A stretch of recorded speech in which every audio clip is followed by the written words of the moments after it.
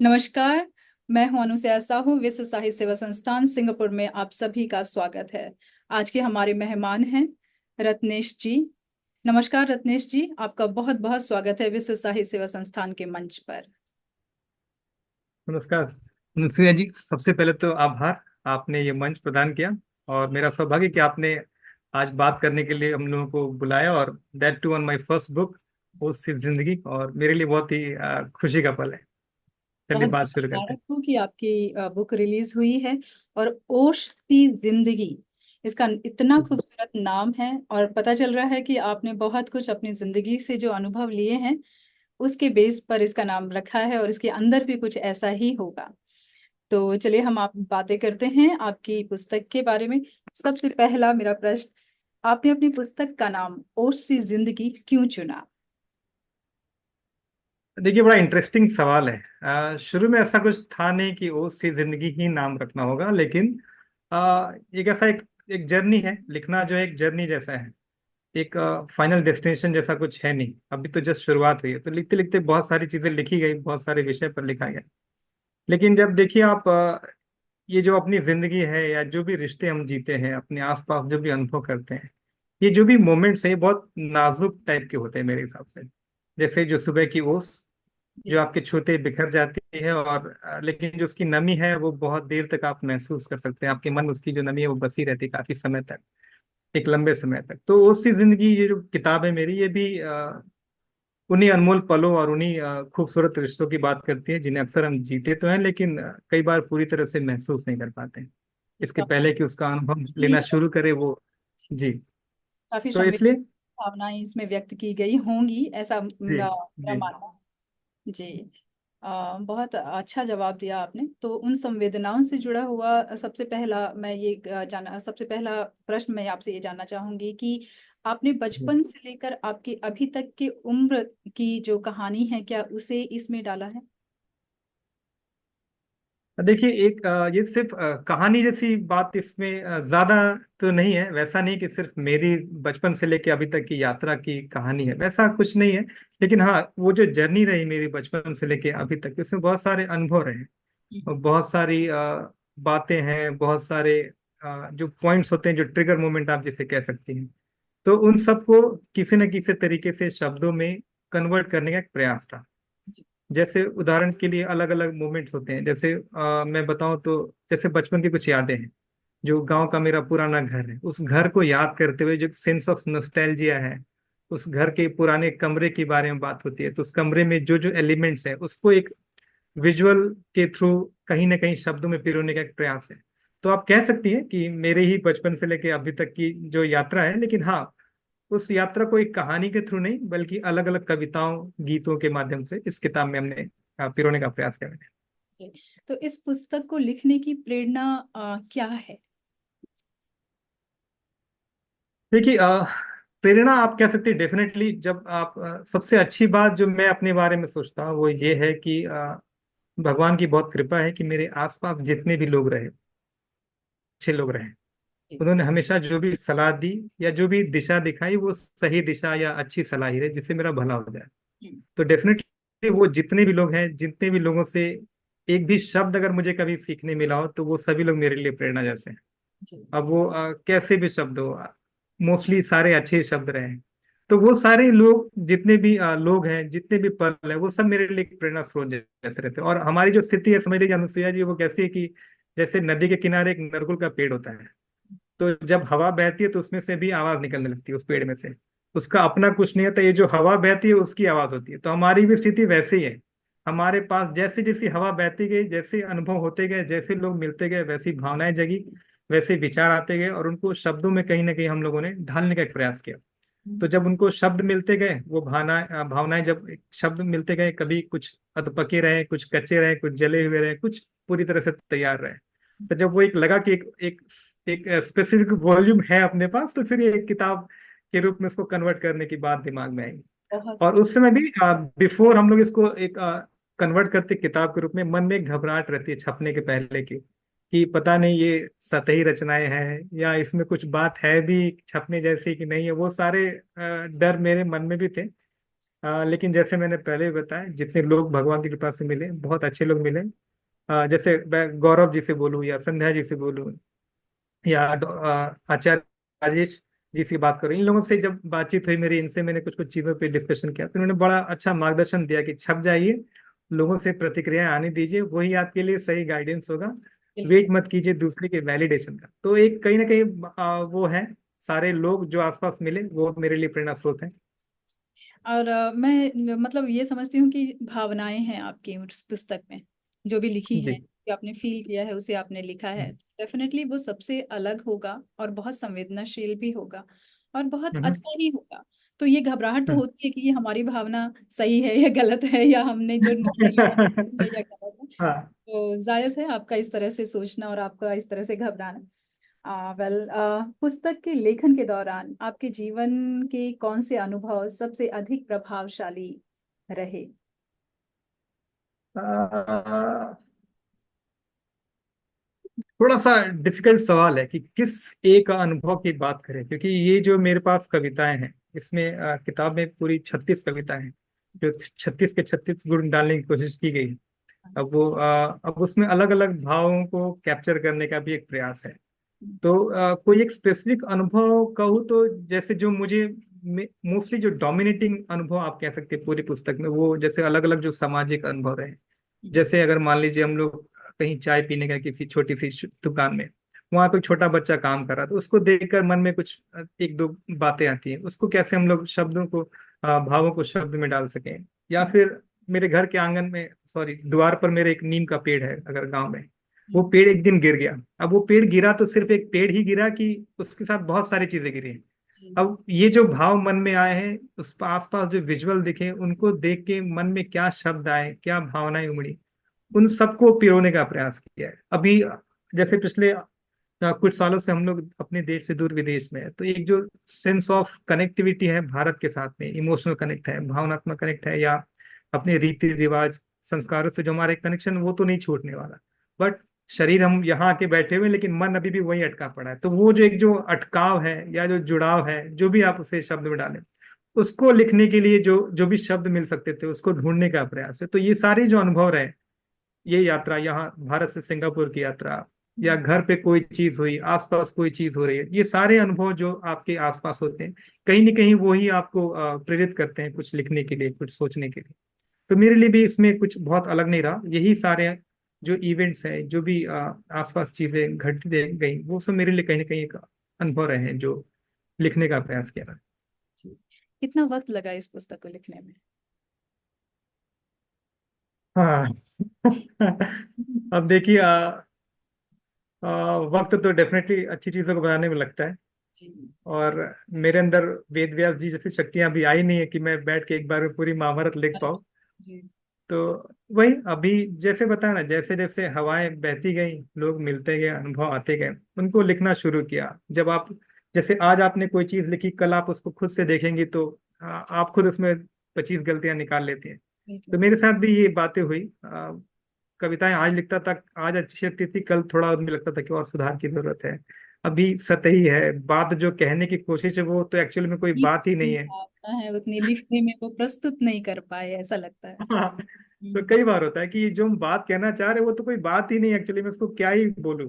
ऐसी भी बातें, ऐसे भी भाव मन में आए कई बार, तो समय लगा, डेफिनेटली समय लगा। और काफी समय से, जैसे इसमें कुछ रचना ऐसी हैं जो मैंने कॉलेज के समय लिखी थी, बट जैसे कॉलेज में आपका एक मन थोड़ा सा बहुत बागी विचार होते हैं मन में, तो वैसी कविताएं भी इसमें आपको एक आध देखने मिल सकती हैं। फिर एक समय आया जब मन में प्रेम के कोपल फूटते हैं, शादी होती है और लोगों के साथ हमारा मिलना जुलना होता है, तो फिर वो सब भाव, जो प्रेम का रस है, उसके बिना तो मुझे लगता है कि कोई भी लेखक उससे अछूता रह नहीं सकता। तो वो भाव है which is very common feeling, तो वो उसके बारे में कुछ लिखने की चीज है। धीरे धीरे समय में, अभी जैसे मैं जब से सिंगापुर में आने के बाद लिखना शुरू किया, तो उसमें जो अलग भाव मन में आते हैं वो सब है। तो बहुत सारे एक वेराइटी ऑफ एक्सपीरियंसेस हैं। तो उसको समय, उनका जो कालखंड है वो भी अलग अलग है। तो ये संकलन होते होते काफी समय लगा। जी जी। और एक लेखक की या लेखिका की, मुझे लगता है यही सबसे चैलेंजिंग बात होती है कि जो वो सोच रहा है वही वो परोस रहा है या नहीं। वो कुछ बदल तो नहीं जा रहा है, पढ़ने वाला उसको बात समझ रहा है या वो कुछ अपनी तरीके से ही समझ रहा है। तो ये बहुत बड़ी चैलेंजिंग बात होती है। मैं आपको इसमें एक और अनुभव अपना देना चाहूंगा। हम लोग जैसे मैं लिखने के अलावा फिल्मों के निर्माण से भी जुड़ा हुआ हूँ। तो मेरी पहली फिल्म याद है मुझे, जो कॉलेज के दौरान मैंने बनाई थी। उसकी कहानी मैंने लिखी थी, बहुत ही अच्छी कहानी। एक लाल रंग के ऊपर था कि एक रंग उसका अलग अलग लोगों के लिए क्या सिग्निफिकेंस है। कहानी बड़ी अच्छी लगी और हम लोगों ने उसको फिल्माना शुरू किया। फिल्माने के दौरान कहानी थोड़ी बहुत कॉम्प्रोमाइज हुई। उसके बाद जब उन्होंने उसकी एडिटिंग शुरू की तो कहानी और कॉम्प्रोमाइज हो गई। और जब एडिट होकर फाइनल प्रोडक्ट देखा तो उन्होंने सोचा ये तो चोरी कुछ बन और ही गया। बन गया। तो ये होता तो है। जब आप शुरुआत करते हैं किसी यात्रा की, वो मेरे फिल्म मेकिंग की शुरुआत थी, ये जी। मेरे लिखने लिखने की शुरुआत है। तो जब आप शुरुआत करते हैं तो थोड़ा बहुत derailment I think should be acceptable. हाँ, बट आपको भी वो ज्ञान होना चाहिए कि हाँ, यहाँ पे मैं थोड़ा सा भटक गया। आगे की बात जो भी ऐसी बातें होंगी उसमें हम लोग उसको सुधारेंगे। तो कोशिश मेरी भी रहेगी। ये तो जस्ट एक, जैसा मैं अभी आपको यही बताना चाहूंगा कि ये ऐसा नहीं कि मैं एक मंझा हुआ राइटर हूँ, ये प्रूफ करने के लिए किताब है। ये किताब डेफिनेटली मेरे वो जो यात्रा है उसकी शुरुआत भर है। जी और आगे आसमां और भी हैं, जहां और भी हैं। बिल्कुल बिल्कुल, खुला आसमान है अभी तो, आपके और रंग दिखाई देंगे, आपके रंग रंग दिखाई देंगे। जी। तो बड़ा अच्छा जवाब दिया आपने। चलते हैं हम अपने अगले प्रश्न की ओर कि ओसी जिंदगी में कौन कौन से विषय या भावनाएं पाठकों को प्रभावित करती हैं। अभी आपकी बुक आई नहीं है, शायद रिलीज नहीं हम्म। हुई, तो पाठक, अभी तक जितने पाठकों ने पढ़ी है उनकी प्रतिक्रिया आप हम्म। बता सकते हैं कि कैसा लगा उन्हें। ओके। देखिए, अगर आप मेरा अनुभव पूछेंगी तो मैंने अभी काफी लोगों को, अभी तो अमेजन पर पुस्तक उपलब्ध हो चुकी है, काफी लोगों ने वहां पर भी फीडबैक दिया है। और जिन लोगों को मैंने ये किताब अभी तक दी थी रिव्यू के लिए, पढ़ने के लिए और बताने के लिए, तो उन लोगों के जो मुझे अभी तक जो मैक्सिमम लोगों के जो अनुभव है, वो अगर उसका मैं समरी आपसे बताऊं तो लोग यही कहते हैं कि अ, इनको आप प्रवासी साहित्य जैसा बोल सकते हैं, क्योंकि इसमें इनको एक जो सेंस ऑफ नोस्टैल्जिया है वो काफी देखने को मिला। ये मैं आपसे मेजर जो मुझे फीडबैक मिला उसके बारे में बता रहा हूँ। जैसे मेरी एक कविता है इसमें, परदेश में खोया गांव, जी। जिसे आप, मैं भी व्यक्तिगत रूप से भी अगर मैं कहूँ तो इसको आप मेरी एक प्रतिनिधि कविता, प्रतिनिधि प्रवासी कविता जैसा मान सकते हैं, परदेश में खोया गांव। हम्म। जिसमें एक बेटा है जो विदेश में बसा हुआ ऑब्वियसली, और वो चाहता है कि उसके माँ पिताजी भी उसके साथ रहने के लिए आ जाएं।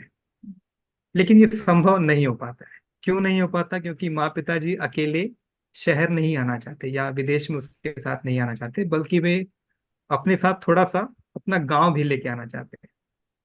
अब वो गांव जो है वो भले ही थोड़ा सा लेके आना चाहते हैं, बट वो जो थोड़ा सा गांव भी है वो इतना बड़ा है अपने आप में कि उसका इस परदेश परदेश में समा जाना अपने आप में बड़ा मुश्किल है। और जो कि उस परदेश को भी नामंजूर है, और बेटा भी थोड़ा सा झिझक झिझक है उसके मन में भी। तो इसलिए अब माँ पिताजी का आना संभव नहीं पाता, क्योंकि वो अपने साथ ना तो गांव को ला सकते हैं परदेश में, ना ही वो खुद आ सकते हैं। प्रदेश को अपने आप में ला सकते हैं। हाँ, तो वही इसमें जो लाइनें थी वो कि ये सब इस प्रदेश को नामंजूर था, और शायद मुझे भी।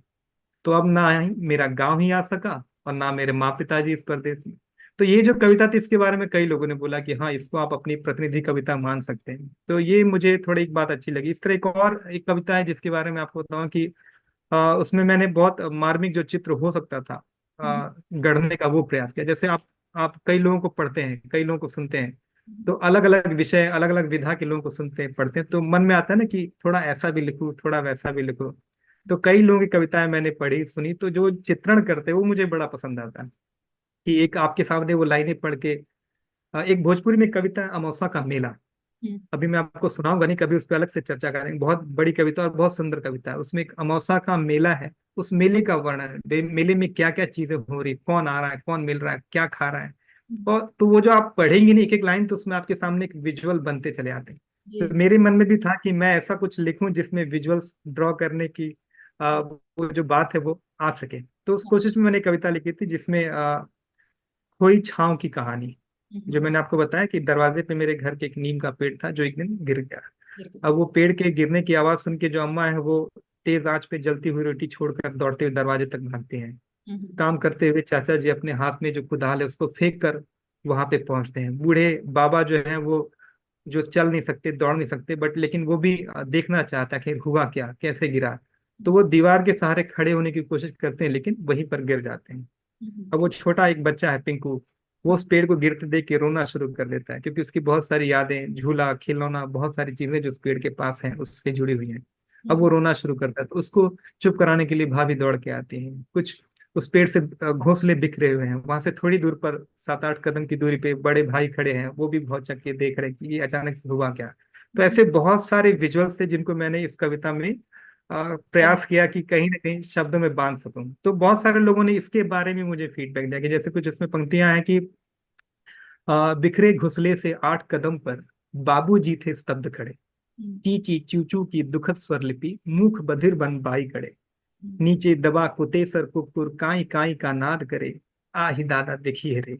तो ये थोड़ा हिंदी और भोजपुरी में मिक्स करने का प्रयास किया मैंने, कि जो आही दादा देखिए रे इट्स लाइक एक्सप्लेनेशन, कि हाँ मैं चिल्ला रहा हूँ कि अरे ये हुआ क्या अचानक से, अरे हे भगवान ये हुआ क्या।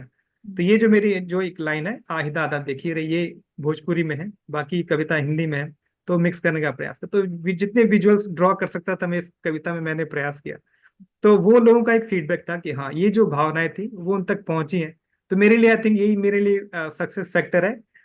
एक मेरा एफर्ट था जो कि लोगों बहुत ने सुंदर अप्रिशिएट है। किया। आप थोड़ी सी कविता और सुनाएंगे जरा, ये वाली?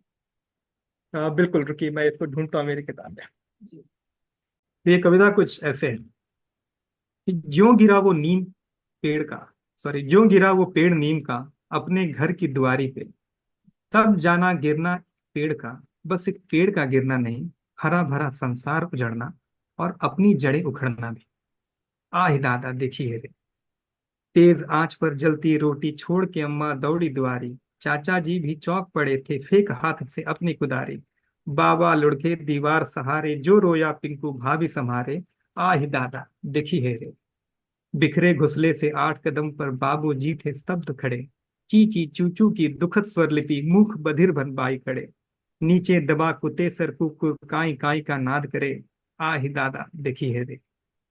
अब जो मेरे हिसाब से जो कवि या जो भी कलाकार है वो सिर्फ समस्या को नहीं बताते हैं, उसके साथ में एक सॉल्यूशन भी देते हैं, या फिर एक जो उसका एक फ्यूचरिस्टिक पर्सपेक्टिव या एक जो पॉजिटिव एस्पेक्ट भी कुछ होगा वो क्या हो सकता है, उसकी भी बात करते हैं। तो वो कोशिश थी। तो उसमें थोड़ा सा एक बताया कि प्रॉब्लम क्या है, सिचुएशन क्या है बताए, फिर उससे क्या हुआ, कि जिसकी छां में बैठे थे हम जहाँ खेलते बचपन से हम, झूले की वो डाली टूटी दीदी की कजरी भी छूटी, कहाँ वो ठंडी छां बची अब पूरी दुनिया गिरी पड़ी अब, आ ही दादा देखी है रे। वो नीम जो छां था देता हर आने जाने वाले को, गिरा बीज वो पौधा बन फिर लौटेगा उग आने को, हम सब गाएंगे कजरी फिर झूला झूले डालों पर, आ ही दादा देखी है रे। तो इसमें जो पेड़ गिरा है वो पेड़ सिर्फ गिरा नहीं है, उसने अपने गिरते गिरते कुछ बीज हैं वो भी उसने वहीं पर बिखेर दिए हैं। और डेफिनेटली आज नहीं तो कल जब उसको बारिश का साथ मिलेगा तो वो जो बीज है वो पेड़ बनकर फिर से खड़े हो जाएंगे, और फिर से हम उस पर झूला झूलेंगे, फिर से कजरी गाई जाएगी। तो ये एक उसका समापन था कविता का। तो कविता को सुनने के बाद मुझे ऐसे लग रहा है कि पूरा आपने बता दिया कि संसार ऐसे ही चलता है, कुछ बिगड़ता है फिर कुछ बनता है। एक कविता जी, थी, बीज थे बीज हैं और बीज ही रह जाएंगे। और सिर्फ बीजों से ही धरती को कुछ और नहीं चाहिए, आप अपना बीज करेक्ट करेक्ट। कर जाइए, चाहे आप पेड़ हैं, चाहे आप मनुष्य हैं, चाहे आप जानवर हैं, जो भी हैं। जी, आप कुछ करें ना करें, इस धरती को बस यही चाहिए कि आप अपने बीज छोड़कर जाइए, क्योंकि वो उन्हीं बीजों के थ्रू फिर से एक नया संसार क्रिएट कर सकती है। जी, बिल्कुल बिल्कुल। और हम लोग क्या कहते भी हैं ना कि बिना फूल के मुरझाए फल नहीं बनते हैं, जी बिल्कुल। बिना बिल्कुल। बिना फलों के सूखे उसके बीज पेड़ नहीं बनते हैं। तो एक तो प्रोसेस है ये, आइटरेटिव प्रकृति प्रोसेस का है। नियम। हाँ, जी प्रकृति का नियम है, जो आज है वो कल नहीं रहेगा। बिल्कुल लेकिन बिल्कुल। हाँ अगर नई कल चीजों नहीं को रहने के उगाने के पहले अगर लिए, आप, हाँ, नई चीजों को उगाने के लिए पुराने को पुराना बनना ही पड़ेगा। जी, जी, हम्म। तो बड़ी अच्छी बात कही आपने, पूरे संसार का मर्म बता दिया एक कविता से। तो इस पुस्तक में सबसे महत्वपूर्ण पात्र कौन है आपके मुताबिक, और वह पात्र आपके लिए क्यों इतना महत्व रखता है? हम्म। जी। आ, देखिए अगर आप बात करें सबसे इम्पोर्टेंट कैरेक्टर इस किताब की, तो मैं कहूँगा मेरा प्रवासी मन। हम्म। क्योंकि जो अधिकांश कविताएं निकली हैं वो प्रवासी मन से ही निकली। तो अगर आप इसको पूरे संकलन को ध्यान से पढ़ेंगे तो जो सबसे पहली कविता है वही जन्मभूमि को समर्पित है।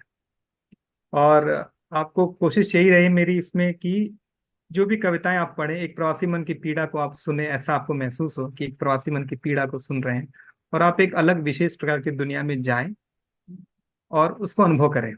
अब जी हम लोग, जैसे मैंने पहले भी कहा, कि हम लोग रोजी रोटी की तलाश में भले ही देश से बाहर, अपने देश से दूर यहाँ पर आ गए, लेकिन जो शरीर भले ही यहाँ है, लेकिन मन अभी भी हमारा वहीं पर अटका पड़ा है।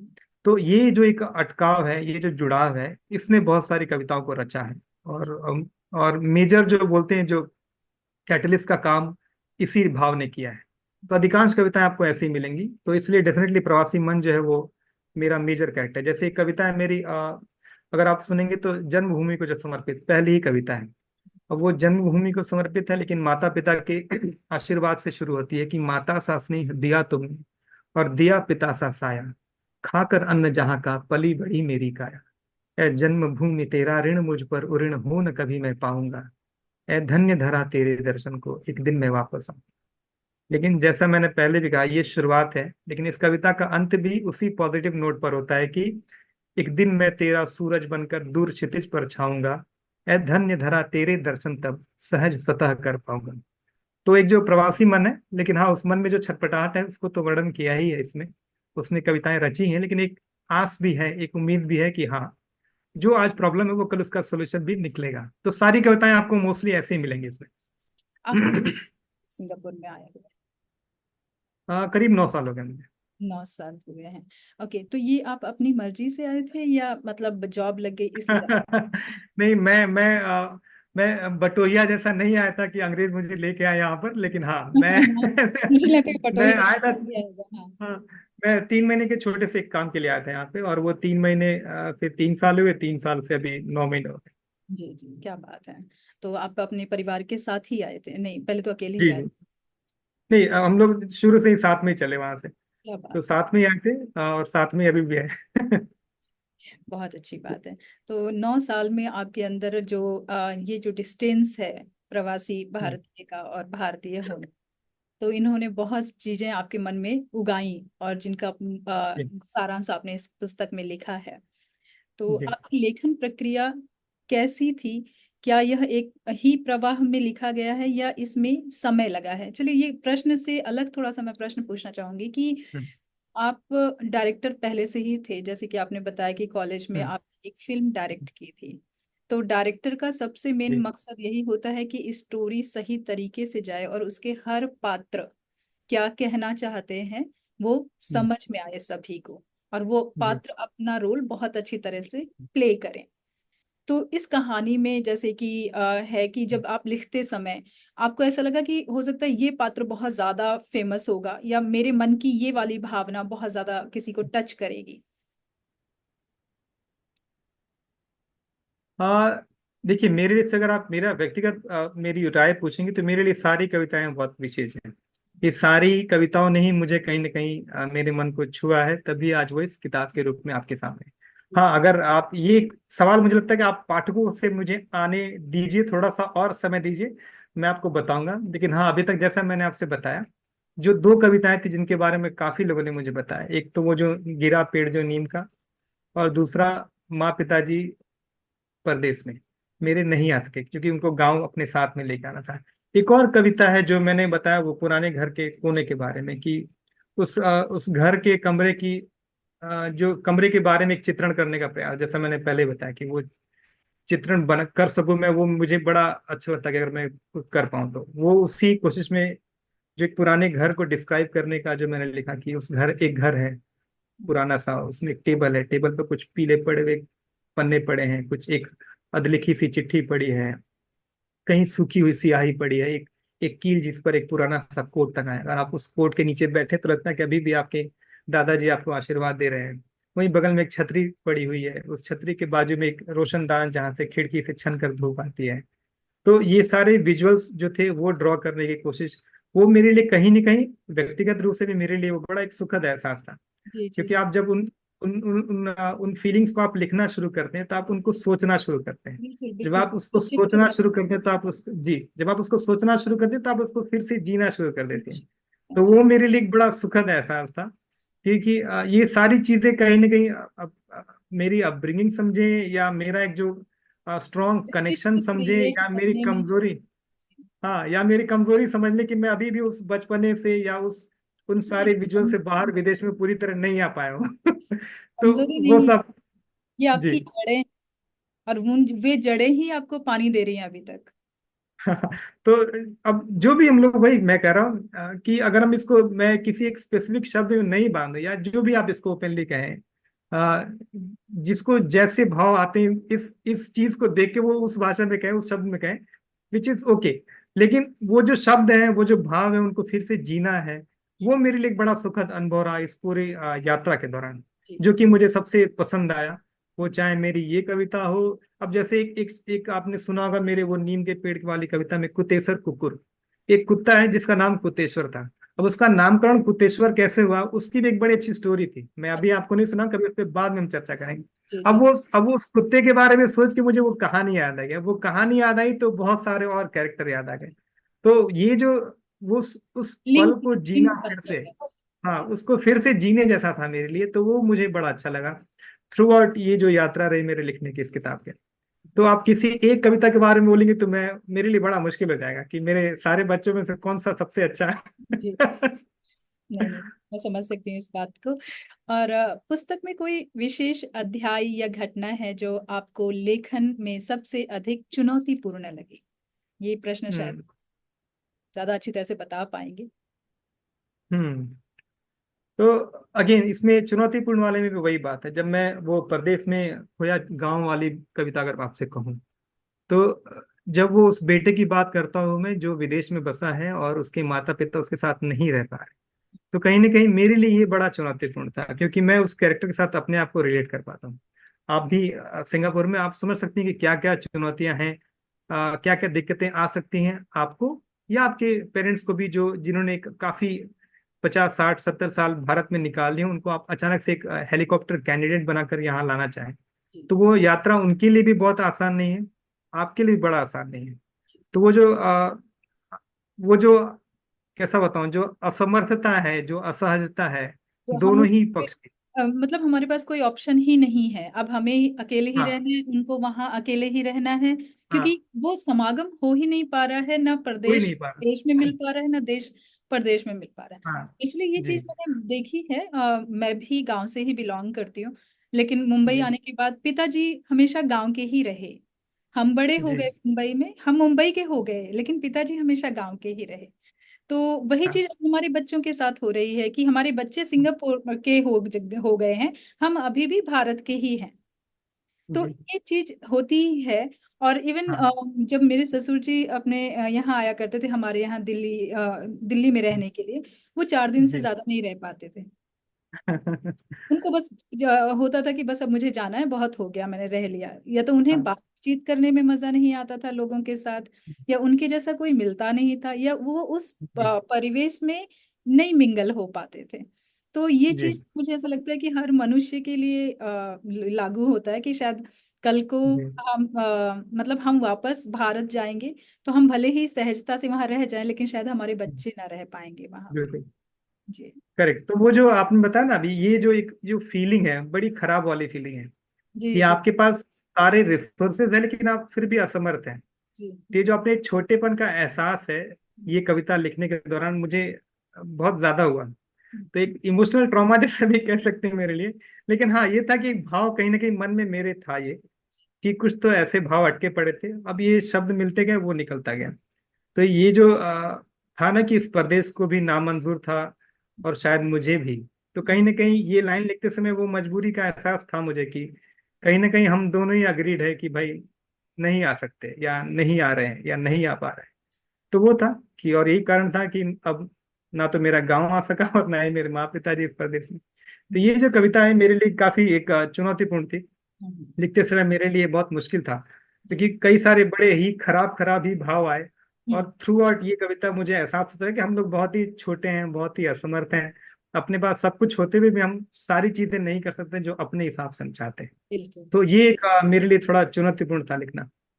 थोड़ा मैं आपके बारे में जानना चाहूंगी कि आपके माता पिता के साथ अभी कौन है वहां पर? देखिए, हम चार भाई, चारों भाई चार देश में। हम्म। और माँ पिताजी अभी गोरखपुर में रहते हैं। जी। और चूंकि वो लोग सामाजिक जीवन से जुड़े हुए हैं, हम्म। तो उनके लिए भी एक समस्या है, क्योंकि उनका एक बहुत बड़ा सर्कल है जिसको छोड़ के जाना उनके लिए भी मुश्किल है, और एक काफी जिम्मेदारी उनके ऊपर सामाजिक रूप से है। अभी परिवार में हम सभी भाई अब बड़े हैं, अपनी अपनी जगह पर सेटल है। तो हमारे लिए बहुत ज्यादा जिम्मेदारी उनके लिए नहीं है, लेकिन हाँ, एक सामाजिक जिम्मेदारियां बहुत सारी हैं उनके पास। बहुत सारे लोग की पढ़ाई लिखाई, रहना खाना पीना वो लोग देखते हैं। तो वो उसको छोड़ के जा नहीं सकते। हम्म। जाना चाहते भी नहीं, अगर आप कितना भी बोल ले, बट वो जाना चाहते हैं। शायद उन्हें उसी तो कार्य वो में है। आनंद आ रहा होगा। जी। और पिताजी मेरे सेंट्रल गवर्नमेंट में इंजीनियर थे, वहां से रिटायरमेंट के बाद अभी पूरी तरह से माँ पिताजी दोनों लोग ही सामाजिक कार्य में ही रहते हैं। हम्म। तो भी वही देखते हैं, तो उनके लिए वो आना छोड़ के बड़ा मुश्किल है। जी जी। तो आप भी कुछ ऐसा करना चाहते हैं? सिंगापुर, मतलब अभी सिंगापुर में आप पीआर हैं या सिटीजन? नहीं, मैं इस पे एम्प्लॉयमेंट पासपोर्ट, जी जी। लॉन्ग टर्म पासपोर्ट भी। ओके। तो मुझे ऐसा लगता है कि जो आपके पिताजी जैसे कर रहे हैं सामाजिक कार्य, आगे चलकर आप भी इन कार्यों की तरफ ही मुड़ेंगे, या ऐसा कुछ? वो उनके उनके जो भी पुण्य कर्म है, हम लोग उससे अछूते नहीं है। कहीं ना कहीं हम लोग भी उसमें थोड़ा बहुत कंट्रीब्यूट करते रहते हैं, जितना अपने हिसाब से कर सकते हैं, कभी वहां जाकर, कभी यहीं से। और और जैसा मैंने पहले ही बताया कि हम लोग बड़े ब्लेस्ड लोग हैं, कि ईश्वर की कृपा से हमारे आसपास जितने भी लोग रहे, बड़े अच्छे लोग मिले। उन्होंने कभी हमारा बुरा नहीं किया, हमेशा अच्छा ही चाहा, अच्छा ही किया, अच्छी बातें बताया, अच्छा ही सलाह दिया। तो उनकी कृपा से, उनके भरोसे बहुत सारी चीजें जो चल रही हैं, वो चल रही है बस। बहुत बहुत सही है। और अगर आप अच्छे कार्य करते हैं तो वो सिर्फ इसी जन्म में नहीं, मुझे ऐसा लगता है कि जन्म जन्मांतर उसका पुण्य मिलता रहता है, और पीढ़ी दर पीढ़ी भी जी, मिलता रहता है। जी, ये बहुत बिल्कुल अच्छा बिल्कुल। लगा मुझे सुनकर कि आपके पिताजी इतना अच्छा कार्य कर रहे हैं। मैं प्रश्न आपसे ये पूछती हूँ कि क्या आप मानते हैं कि ओज सी जिंदगी पाठकों के जीवन पर सकारात्मक प्रभाव डाल सकती है? अगर हाँ, तो कैसे? आ, बिल्कुल, आई थिंक कोई भी किताब, कोई भी साहित्य कहीं ना कहीं एक उसका इम्पैक्ट तो होता ही है पढ़ने वाले के ऊपर। जी। आप साहित्य से मेरा मतलब है कोई भी विधा हो, गीत, संगीत, सिनेमा, या किताबें, कहीं ना कहीं आपके मन पर एक प्रभाव छोड़ती है। और अगर आप मेरे से पूछेंगे, तो बड़ी ईमानदारी से मैं कहूँगा कि जो जीवन है अपना, बहुत ही क्षणभंगुर है, बहुत ही अनप्रिडिक्टेबल है। और आज के समय में संवेदनहीनता भी बहुत ज्यादा है लोगों के अंदर। लोग लोग आपको कई बार, आपके लिए लोगों को पहचानना मुश्किल हो जाएगा। लेकिन जो मेरी कविताएं हैं, उसमें आपको भावी पीढ़ी के ऊपर एक विश्वास और उसका प्रकटीकरण जरूर दिखेगा, कि ये जीवन जो है वो ऐसे ही समाप्त होने वाली चीज नहीं है। कहीं ना कहीं आप जो करते हैं उसका असर लोगों पर पड़ता है, तो जो असर उन पर पड़े वो अच्छा पड़े। और कैसे हम पॉजिटिव इम्पैक्ट क्रिएट करें, एक ये दिखाने की कोशिश कहीं ना कहीं हमने, वो मेरी सारी कविताओं में आपको कहीं ना कहीं मिल जाएगा। तो और जो भावी पीढ़ी है वो डेफिनेटली कहीं ना कहीं कैपेबल भी है उसको संभालने के लिए। तो ये एक विश्वास मेरा उनके ऊपर बिल्कुल है, और आगे भी रहेगा। जी। तो जैसे उदाहरण के लिए मेरे कहूँ, कि जब एक पेड़ गिरता है मेरी कविता में, तो तमाशबीनों की भीड़ है जो उसे देखती है, लेकिन उसमें से एक बच्चा आगे निकल कर आता है अंत में, और वो उस पेड़ को, गिरते पेड़ को सहारा देने की कोशिश करता है। तो कहीं ना कहीं ये जो इंसिडेंस है, कि एक बच्चा निकल कर आता है भीड़ में से, तमाशबीनों के बीच से, और उस पेड़ को, पेड़ की टहनी को ही सही, पूरे पेड़ को नहीं, एक सहारा देने की कोशिश करता है, एक इंटेंट है। हम्म। और ये इंटेंट मेरे और मन का जो विश्व एक उनके ऊपर वो जनरेशन दिखाता जो है। है वो खुद जी। आएगी आगे, और वो फिर इन चीजों को जी, संभाले, जो चीज संभालेगी। धीरे होती जा रही। जी। तो ये जो होप है वो है। और ये अगर आप बात करें दूसरी तरफ, तो एक जो समझदारी है, एक साझेदारी है, एक कोलैबोरेटिव एफर्ट वाली बात है, जो कि आज की पीढ़ी में बहुत ज्यादा है। हमारा जो हम पहले की पीढ़ी में देखते हैं, उससे आज के समय में वो काफी चीजें हैं, जो कोलैबोरेशन बढ़ गया है। और चूंकि ऑनलाइन बहुत सारी चीजें हैं, तो कोलैबोरेशन जैसी चीज और भी ज्यादा है। तो आप देखेंगे कि जो ये आवाज जो बुलंद करने की है, कि हम साझेदारी वाली बात करें, हिस्सेदारी वाली बात करें, तो इसमें भी मेरी कविता, जिसमें हम आवाज दबाने की नहीं, बल्कि जो आवाज दबाने की कोशिश करते हैं उनको रोकने की बात करते हैं उसमें। और हम, मेरी और आपकी जो दोनों की आवाज, बाकी सारे लोगों की आवाजें मिलके ये जो अंधेरा है उसको भस्म कर डाले, और कहीं ना कहीं उजाला बनाए। जो वो उजाला जो सबके लिए हो, किसी एक के लिए ना हो। तो ऐसी बातें भी हैं। और इस तरह की क्रांति की बातें, जो मैंने आपसे पहले भी कहा ना, जब कॉलेज के दौरान आप पढ़ते हैं, तो आपके अंदर एक अलग ऊर्जा होती है, अलग एनर्जी होती है। तो ये जो क्रांति की बातें हैं, उस समय की बातें हैं।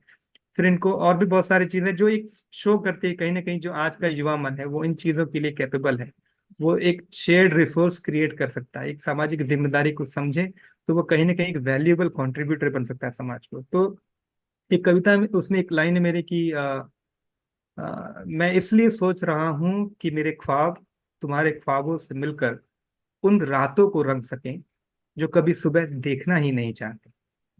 तो मेरे और आपके जो ख्वाब है वो सिर्फ मेरे और आपके नहीं है, उनको एक साथ मिलना होगा, एक प्लेटफॉर्म पर आना होगा और ऐसे ख्वाब देखने होंगे जो सिर्फ हमारे और आपके ना हो, सबके हों। सबकी लाइफ में, सबके जीवन में जो अंधेरा है उसे कहीं ना कहीं उजाले से भरे। तो ये तरह की जो बातें, इट शोज की एक सकारात्मक प्रभाव है, जी पड़ेगा। और जी जो युवा पीढ़ी है उसके मन में भी ये भाव जगेंगे। तो जी डेफिनेटली जो मेरे पाठक होंगे उनके जीवन पर एक सकारात्मक प्रभाव पड़ना चाहिए, अगर आप बात करें तो। जी जी बिल्कुल। बहुत अच्छा जवाब दिया आपने। मैं थोड़ा सा आपसे ये जानना चाहूंगी कि आज की जो जनरेशन है, जैसे हम कहते हैं कि टेक्निकली ज्यादा स्ट्रांग है, बट भावनात्मक रूप से वो थोड़ी हम्म। कमजोर पड़ जाती है, या चीजों को एक्सप्रेस नहीं कर पाती है, या करना हम्म। नहीं चाहती है, या वो जागते ही नहीं है वो भाव जो हम्म। आप लोगों ने हम्म। व्यक्त किए अपने जीवन में। तो इसके हम्म। बारे में आप क्या कुछ कहना चाहेंगे? ये जो गैप है, अच्छा। जैसे हम कहते हैं कि भावना होनी चाहिए तभी हम लिख पाते हैं, या हम अटैच कर पाते हैं लोगों से, या हम एक कनेक्शन बना पाते हैं। तो इस चीज पर आप आने वाली जनरेशन के जो भाव हैं, या जो अटैचमेंट लोग, जो पर्सन टू पर्सन अटैचमेंट है, मशीनों के हम्म। साथ हम्म। तो बहुत अटैच है, नो डाउट। हम्म। हम्म। तो टेक्निकली स्ट्रांग है, बट हम्म। इमोशनली कहीं ना कहीं है कि वीक हो रहा है। तो इसके बारे में मैं आपके विचार जानना चाहूंगी।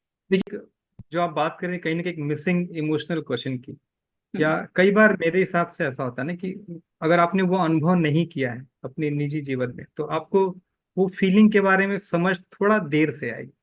कि वो आप उसको समझने के लिए आपको बड़ी कठिनाई होंगी आपको वो भाव समझने के लिए। जैसे अगर किसी ने गरीबी देखी नहीं हम्म तो वो जो गरीबी की चुनौतियां उनको शायद से नहीं समझ सकता है। हम्म। अगर आपने देखा ही नहीं कि मेरा मोबाइल फोन के जीवन कैसा था तो आप उन चैलेंजेस से कभी रिलेट ही नहीं कर पाएंगे। जैसे मैं अभी कुछ दिनों पहले की बात बता रहा हूँ कि मैं अपनी बेटी से बात कर रहा था और उससे बता रहा था कि एक समय था जब मेरे पिताजी मालगाड़ी के पीछे लिख दिया करते थे मैसेज, और वो गाड़ी जाती थी गांव पे तो पिताजी पढ़ लेते थे। मैं जस्ट उनसे ऐसे जोक में बता रहा था कि वो पढ़ लेते थे और उनको मैसेज मिलता था। फिर हम लोगों ने चिट्ठी लिखनी शुरू की, छोटे थे तो हम्म। चिट्ठियों से हम लोग बातें करते थे। तो अंतर। आज चिट्ठी लिख हम्म 1 महीने बाद पहुंचती थी, तब तक मेरे मन में जो लिखते समय भाव था वो कहीं कहीं गायब हो जाए, हम्म पढ़ने वाले के मन में वो भाव पहुंचता था। फिर हम्म पढ़ने वाले ने जो भाव से चिट्ठी का रिप्लाई दिया, उनके भाव तब तक खत्म हो जाते थे जब तक मेरे पास चिट्ठी पहुंचती थी। तो ये होता था। तो मेरी बेटी पूछे तो आप लोग फोन क्यों नहीं कर लेते थे, हम्म इतना चिट्ठी। अब उसको पता ही नहीं है, उसने वो चीज देखी ही नहीं, तो इसलिए वो रिलेट ही नहीं कर पाते। तो कहीं ना कहीं आज की जो पीढ़ी की आप बात कर रहे हैं, जो कि वो भाव नहीं है, या जो एक चीजों की आप बात कर रहे हैं जो मिसिंग क्वेश्चन की, हम्म कहीं ना कहीं उसके पीछे का कारण ये भी है कि उन्होंने बहुत सारी चीजें देखी नहीं, हम्म उन्हें बहुत सारी अपने हाथ में रख के दी हैं। ये भी एक कारण हो सकता है। लेकिन इनकी अपनी अलग चुनौतियां हैं, हम्म, इनके भी अपने अलग चैलेंजेस हैं जो कि देख रहे हैं वो और उसको जी रहे हैं, उससे लड़ भी। जी जी। भावनात्मक ये रूप से भी, जो हाँ, मैं, देरी से आएंगे लेकिन आएंगे जरूर वापस। जी, तो जो भावनात्मक रूप से कह रही है तो डेफिनेटली हम लोगों की पीढ़ी थोड़ी मजबूत लगती है मुझे, हम्म कहीं ना कहीं। हम्म। क्योंकि हम लोगों ने स्कूल के समय से ह्यूमिलिएशन से लेके सारी चीजें झेल ली हैं, फेस की जी, हैं। सही बात। हमारे लिए डिप्रेशन जैसी चीजें थोड़ी कम थी कम थी। हमारे समय में। हाँ आज के बच्चों के लिए थोड़ी सी चीजें बड़ी मुश्किल है।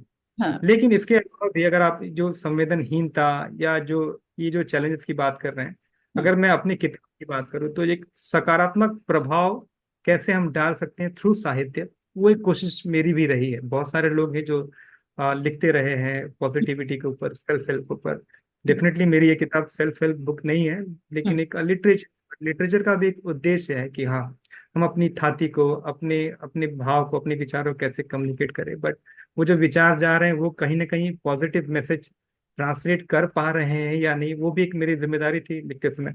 हम्म तो बट जो आज की पीढ़ी है उनका डेफिनेटली कहीं ना कहीं मेरे ऊपर, मेरा बड़ा विश्वास है उनके ऊपर कि एक जो पॉजिटिविटी है उनके अंदर, हम्म। एक जो आप उनके ऊपर भरोसा कर सकते हैं कि वो इन चुनौतियों से लड़ सकते हैं। जी तो जी। यही बात मेरी अधिकांश कविताओं में भी है। हम्म। नहीं, वही है, मुझे लगता है कि वो जनरेशन गैप, मतलब हमारे पिताजी को लगता है, मतलब सभी के जो हमारे जी। पिताजी हाँ जी, उनको बिल्कुल लगता बिल्कुल। था कि हम ज्यादा स्ट्रांग थे, ये लोग कमजोर हैं, आगे कैसे जी, जिए, जी, बिल्कुल कैसे बिल्कुल करेंगे। लेकिन आज हम लोग कर रहे हैं, और हमें लगता है कि हमारे बच्चों ने वो नहीं देखा जिस चीज को हम, जिन बिल्कुल। कठिनाइयों से गुजर कर आए। तो ये चीज कई हमें। बार मैं जब अपने बच्चों से बात करता हूँ तो उनकी बातें सुन के लगता है कि यार ये बच्चे आगे जाके कैसे सरवाइव करेंगे या कैसे रहेंगे, क्योंकि वो चीजें हम लोग देख पाते हैं कि वो हमारे लिए बहुत ही ऑब्वियस सी रही है, उनके लिए वो सारी चीजें चैलेंजिंग लगती है उन्हें। तो बिल्कुल। ये तो बात है, तो जनरेशन गैप वाली बात कह रही है। और अगर आपने तो बहुत ही इसको बहुत ही मीठे शब्द में कहा, जनरेशन गैप, कई लोग बोलते हैं डायरेक्टली कि आप बुढ़े हो रहे हैं। नहीं नहीं नहीं, मुझे ऐसा लगता है जनरेशन गैप ही है, और ये हमेशा, और हमेशा जी रहेगा, ये नहीं खत्म होने वाला है। जी तो बिल्कुल। जी, क्योंकि बदलाव जिस तरह से हो रहा है, उस बदलाव को हमें एक्सेप्ट करना ही पड़ता है। हम ये सोचे कि नहीं हम बड़े अच्छे थे, वो कैसे, वो नहीं है सही। तो मुझे लगता है ये तो जी कॉन्सेप्ट ही बिल्कुल गलत है। बिल्कुल बिल्कुल। क्योंकि उनके ऊपर भी वही आसमान है, वही धरती पर पैर हैं, वही हवा है, वही पानी है। तो ये चीजें जो हैं उनको बहुत दूर तक नहीं ले जाएंगी। हाँ, नई चीजों का इफेक्ट जरूर आएगा, और मुझे लगता है कि आप वो चीज नहीं अफोर्ड कर पाए जो वो अफोर्ड कर पा रहे हैं, जो बिल्कुल वो देख रहे हैं, जो वो जिनको जी रहे हैं, वो आप नहीं जी पाए, और बिल्कुल। आपकी पहले की जो जनरेशन थी वो नहीं जी पाई उन चीजों को। तो मुझे लगता है वो ये ज्यादा लकी है। एफोर्डेबिलिटी से मुझे एक मेरी कविता है उसकी दो लाइनें याद आई। जी जी जी जी। एफोर्डेबिलिटी इसलिए याद आया मुझे शब्द, क्योंकि कॉलेज के दिनों की बात है। हम्म आप प्यार में पड़े होते हैं और आप थोड़ा सा लेट जाएंगे, जब मोबाइल क्रांति जस्ट शुरू हुई थी। उस हम्म। समय फोन खरीदना बड़ा महंगा काम था। जी जी और बिल्कुल। अगर आपने फोन किसी तरह खरीद लिया तो इनकमिंग के भी पैसे, हाँ आउटगोइंग हाँ, के भी पैसे। आउटगोइंग के भी पैसे, वो और मोटा उसमें भी वाला। अगर आपका आपका प्यार अगर लोकल प्यार है तो फिर भी ठीक, अगर कहीं से एसटीडी प्यार रहेगा तो और भी महंगा। हाँ, बिल्कुल तो बिल्कुल। वो जो भाव थे उसके लिए एक लाइन थी कि जब से तुम्हारी अनमोल हंसी हम्म उस सस्ते फोन से तरंगों में बदलकर हम्म फूलों की तरह हवाओं के साथ बहकर मुझ हम्म तक पहुंची थी। हम्म जानते हो वह हम्म कितने आकाशों को छू कर आई होगी, हम्म रास्ते में तारों की चमक भी साथ लाई होगी। तो जो फोन की तरंगों के थ्रू जो हंसी होती है प्रेमिका की, हम्म, जब प्रेमी सुन लेता है तो उसकी सारी जो महंगाई या जो सारा हाँ, बजट डेफिसिट उसने रिचार्ज में डाला है वो हम्म सब दूर हो जाते हैं। हम्म अब ये जो थॉट है प्रोबेबली इसके साथ जो हमारी एज के बच्चे हैं वो रिलेट भी कर पाए कि सस्ते से फोन, आज के समय में सस्ते फोन भी बहुत एडवांस और फीचर्ड हैं, इनकमिंग के पैसे लगते नहीं, आउटगोइंग भी सस्ता है, फ्री है। हम्म हम्म तो हमारे समय में ये चुनौतीपूर्ण था हम्म। कि जब प्रेमिका की हंसी आपको सस्ते से फोन के थ्रू ही भले सही हो, लेकिन जब वो तरंगों में आपके कानों में पड़ती थी तो रोम रोम पुलकित होता था।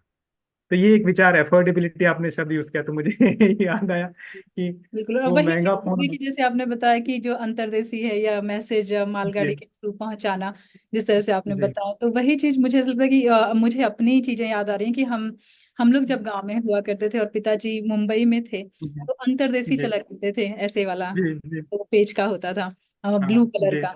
तो पिताजी अंतर्देशी में लिख करके भेजते थे, और वो जी चाचा जी, and, शाम को अगर वो आता था तो डिब्बी होती थी, पहले लाइट नहीं हुआ करते थे, तो वो हाँ। लालटेन जला के उसके नीचे रख के, और पूरा घर ऐसे गोल बैठ जाता था वहां पे, और फिर चाचा जी पढ़ा करते थे उस चिट्ठी को, और फिर सभी लोग सुनते थे। तो भाव हाँ वही प्रस्तुत होते थे जो शायद पिताजी कहना चाहते थे, जी कि वो देर से आए जी हुए हों। तो ये चीजें हैं, इनका अपना एक आनंद था। मुझे ऐसा जी लगता है कि भले ही वो स्लो था, आज जैसे मैसेजेस हैं, बच्चे तुरंत मैसेजेस करते हैं, अब तो फोन भी नहीं करते बच्चे, मोस्टली जी मैसेजेस के थ्रू ज्यादा आनंद लेने की कोशिश करते हैं, चाहे कोई भी भाव, कोई भी बातें। तो वही है, चेंजेस हैं, परिवर्तन है, जी स्पीड है अपनी जी। अपनी। जी, बड़ा अच्छा लगा आपकी वो कविता सुनकर। तो मैं आपसे जानना चाहूंगी कि आपकी कुछ और भी ऐसी जो घटनाएं हैं आपके साथ जो हुई हैं कॉलेज के जमाने में, इस पुस्तक में और भी आपने मेंशन किए हैं? बहुत सारी हैं। अभी कॉलेज तो अभी ढूंढना पड़ेगा मुझे कौन सा, बट है। मैं आपको हम्म एक थोड़ा रिसेंट पास की बताता हूँ। जी। ये जैसे एक अनुभव है कि बड़े भाई कमाने के लिए बाहर गए हुए, हम्म भाभी अभी घर पे हैं। हम्म और एक जो बोलते हैं ना हमारे पूर्वांचल में या यूपी बिहार में एक मेजर अभिशाप कह लें या जो भी कह लें, कि हम्म। पति कमाने के लिए विदेश चला गया। पहले के समय में लोग कलकत्ता, पिया गईले हाँ, कलकत्ता आई दिल्ली जाते थे जी। जी हम्म कमाने कलकत्ता दिल्ली ऐसे जाते थे। वही वो तो पति बताते कमाने के थे कि लिए, परदेश गया है मेरा बेटा। जी, हम्म तो जो पति है या बेटा है वो प्रदेश चला गया, हम्म पत्नी और परिवार घर पे ही है। हम्म तो एक कविता है कि सपनों का पीछा। हम्म तो कुछ ऐसी लाइनें हैं कि पांडे जी का लड़का कमाने फिर विदेश गया। हम्म। पिछली बार जो आया था वो टीवी बड़का लाया था। हम्म। पत्नी को साड़ी सिल्क की थी, बच्चों के खिलौने लाया था। जी। अम्मा को चूड़ी और बिंदी, बाबू का चश्मा लाया था। अब की बार मांग रहा है बेटा प्ले स्टेशन नया। पांडे जी का लड़का कमाने फिर तब। विदेश गया। कि जो डिमांड और सप्लाई का जो व्यापार है, हाँ हाँ। कि बच्चों की मांग है, परिवार की जरूरतें हैं, हम्म। उनको पूरी करने के लिए बेचारा फिर से विदेश गया। बिल्कुल कमाएगा, फिर बिल्कुल। से पूरी की चीजें हो जाएंगे, फिर वापस आएगा, तब तक कुछ और नई चीजें की जरूरत पड़ेगी। वो जी। जो डिमांड और सप्लाई कभी फुलफिल नहीं हो पाती। बिल्कुल। तो पांडे जी का जो लड़का है वो फिर से कमाने विदेश चला जाता है। हम्म। कि घर की, अब जब वो विदेश चला गया तो घर की सारी चमक चली, हम्म। बुतरू के सब अरमान चले, हम्म। पत्नी के तो भगवान चल पड़े, अम्मा के सब पकवान चले, कंधे पर सपने लादे बाबू, स्टेशन तक बिना थकान चले, जी। पूरा करने को सुंदर सा जो देखा है सपना नया। हम्म। पांडे जी का लड़का कमाने फिर विदेश गया। जी जी कि जी। पाई पाई जोड़ रहा है, पसीने से रोटी तोड़ रहा है, हम्म। हाथों से कर्ज की भेड़ियां वो धीरे धीरे मरोड़ रहा है। क्या बात है। सपनों के शहर में रात दिन बस आंखें नीचे दौड़ रहा है, हम्म। खरपतवार चोंच में दाबे, हम्म। उड़े बना वो एक बया। हम्म। पांडे जी का लड़का कमाने फिर विदेश गया। तो ये घोंसला बनाने के लिए जो एक एक तिनका जो जरूरत ये पड़ती रहती है, मैं बहुत अच्छी तरीके से रिलेट कर सकती हूँ। तो फिर वो बया बन के फिर से उड़ना पड़ता है। तो ये बिल्कुल। तो एक जो भाव था उसके लिए है। तो ये सारे इमोशन कहीं ना कहीं हम लोगों ने अपने जीवन में खुद से भी जिया। जी। कभी परिवार में देखा, कभी घर में देखा, कभी समाज में देखा। तो उन सब सारे अनुभव, जैसा आपने पहले भी पूछा ना कि आखिर वो कौन से अनुभव थे, हम्म। ये सारी चीजें, ये सब अनुभव ही है। जी आप जी। देखते हैं, ऑब्जर्व करते हैं, उनको लिखना शुरू करते हैं, कभी सफल होते लिखने में, कभी नहीं होते। तो बहुत सारे ऐसे भाव भी हैं जो लिखने का प्रयास तो किया, लेकिन वो लिखने के बाद वो फिर से वो चीज कैप्चर नहीं हो पाई इमोशन में। जी जी। तो और कुछ चीजें मुझे ऐसा पकी लगता है हुई कि कुछ। आपकी कविता में बहुत अच्छी तरह से प्रस्तुत किया है, क्योंकि मैं पूरी तरह से रिलेट कर पा रही थी, क्योंकि जब हम जाया करते थे गांव, जी मुंबई जी। से गर्मी की छुट्टियों हाँ में, तो जिस जी तरह से पहले बैलगाड़ी हुआ करते थे, तो चाचा जी बैलगाड़ी लेकर आते थे, हमें नदी पार हाँ करवाते थे और पूरी घर तक ले जाते थे। जी। आजू बाजू के सभी लोग निकल कर बाहर आ जाते थे, अरे बड़े भैया के बच्चे आ गए, बड़े भैया के बच्चे आ गए। और हम जब गांव में जाते थे और अब जब वापस आने का समय होता था, तो दादी का दिल बिल्कुल जोर जोर से धड़कने लगता था, और सुबह होना। सुबह हमारे सिर जी पर हाथ फेरती थी, अरे हमारी चिड़ैया आप सुबह चली जाएगी, मतलब आज चली जाएगी, ऐसे ऐसे करके उनके जो भाव थे वो रियली बहुत बहुत अनमोल। जी और दादी जी। पिताजी को घी डाल डाल कर रोटी खिलाना उनका, कि मतलब मेरा बेटा आया है। और पापा जी बहुत सारा सामान खरीदते थे कि भाई अब लेकर जाना है, सबके लिए लेकर जाना है। तो वो एक अलग ही आनंद था, हम देखकर ही खुश होते थे कि बस अब हमें गांव जाना है, अब छुट्टियां होंगी, अब हमें गांव जाना जी। है। जी अब आप सोचिए, आपने ये सारे विजुअल आपके मन में आए, जी आपने फिर से उन सारे सिचुएशन को सोचा, जी आपको एक खुशी मिली। तो जी। अब आप समझ सकते हैं, मैं जो आपसे अनुभव अपना शेयर कर रहा था कि हम्म। आप जब, जैसे उदाहरण के मैंने कुत्ते सर कुकुर की बात की, जो हम्म। आपने उस कुत्ते के बारे में सोचा है, भले ही उसका बहुत सिग्निफिकेंट रोल नहीं रहा आपके जीवन में, हम्म। हम्म। आपने उसके बारे में सोचा, उससे जुड़ी एक कहानी याद आती है, उस कहानी के कई किरदार नजर आते हैं, हम्म। आप फिर से उस मोमेंट को जीते हैं। तो ये जी। जो सुखद अनुभव है ना, वही कविता के रूप में आई और बिल्कुल मजा आया। बिल्कुल बिल्कुल मजा आया, और वो बहुत आनंददायक होता है, क्योंकि उन्हें जी उसे हमने जिया हुआ होता है। इवन जी अभी जब मैं एक इंटरव्यू दे रही थी विनोद जी के साथ में, तो जब मैं अपने बारे में बता रही थी, तो मैंने बताया कि हमारे पास एक कुत्ता भी था जो मंगलवार को फास्ट रखता था। तो बाद में मैं सोच रही थी कि ये बताना जरूरी था क्या, लेकिन फिर मुझे ऐसा लगा कि नहीं, वो मेरे दिमाग में है, वो कहीं ना कहीं जीवंत रूप से तभी वो मेरे मुख से निकल आया। तो हम ऐसे। लोग को लगता है एक दिन किसी दिन हम लोग को इन ऐसे सारे दैवीय कुत्तों पे एक सेशन करने की जरूरत है। क्योंकि देखिए, कुत्तू कुकुर की जो मैं बात कर रहा हूँ वो भी कहीं ना कहीं बड़ा दैवीय गुणों से युक्त था, संपन्न था, जी। और बहुत ही धार्मिक। वो कहीं पे भी किसी भी पार्टी फंक्शन में खाना नहीं खाता था, उसके लिए घर में अलग से भोजन बनाना पड़ता था और सात्विक आहार ही लेता था बेचारा। हम्म। तो जी, तो हमारे उसकी भी घर अलग में कहानी ये है। था कि वो फाटक में बैठ के मतलब देखभाल करता था कि कोई अंदर ना आ जाए। फिर वो हमारे घर आता था और उसे हम गरम गरम रोटियां देते थे, खा लेता था। जी। और मंगलवार को देते थे, वो खाता ही नहीं था, वो चला जाता। तब हमें पता चला कि ये मंगलवार को फास्ट भी रखता है। तो ये बड़ी अजीब कहानी हमें लगी थी। तो वो कभी भूलती ही नहीं कि ऐसा कुत्ता मिलना भी मुश्किल है कि जिसे ये पता हो कि आज मंगलवार है और आज मुझे नहीं खाना। तो जी। चलते हैं हम अपने अगले प्रश्न की ओर कि पुस्तक के संदेश को समाज में फैलाने के लिए आप कौन कौन से प्रयास कर रहे हैं या करना चाहते हैं। काफी हद तक आपने इसका जवाब दे भी दिया है, लेकिन और कुछ हम्म। ऐसी चीज हो जो बची रह गई हो तो आप हमें बताएं। देखिए, पुस्तक को समाज में और फैलाने के लिए डेफिनेटली बहुत सारे इनिशिएटिव प्लान हैं अभी, पब्लिशर के साथ भी और बाकी लोगों के साथ भी। हम्म। और जैसे सोशल मीडिया प्लेटफॉर्म्स के द्वारा हम्म। लोगों तक, ज़्यादा से ज़्यादा लोगों तक पहुंचने का प्रयास रहेगा। जी। कुछ लोगों से जैसे कई लोग हैं जो किताब की समीक्षा लिख रहे हैं, कर रहे हैं, हम्म। उनसे, उनके बाद उनसे सुनना, उनसे फीडबैक मिलना मेरे लिए कहीं ना कहीं एक सुखद अनुभव भी है, क्योंकि जी। पहली बार ऐसी चीज हो रही है कि लोग आपको लिख लिख कर आपकी गलतियां बता रहे हैं। गलतियां नहीं कहूंगा मैं, सुधार के उसमें जो जो स्कोप ऑफ इम्प्रूवमेंट वो बताया, तो मेरे लिए बड़ा अच्छा है। क्योंकि मेरे ऐसे जो नए लोग जिन्होंने यात्रा की जस्ट शुरुआत भर की है लिखने की, उनके लिए ये सारी चीजें आगे बड़ी काम आएंगी। हम्म। तो वो सब है।